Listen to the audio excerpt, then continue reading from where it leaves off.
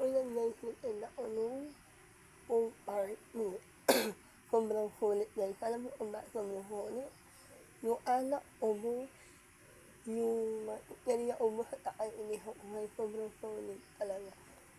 Itong alak na to, hindi siya sobrang mahal. Talagang presyo niya, so, parang ano lang din, presyo ng, bumibili ka sa tindahan, presyo lang din doon.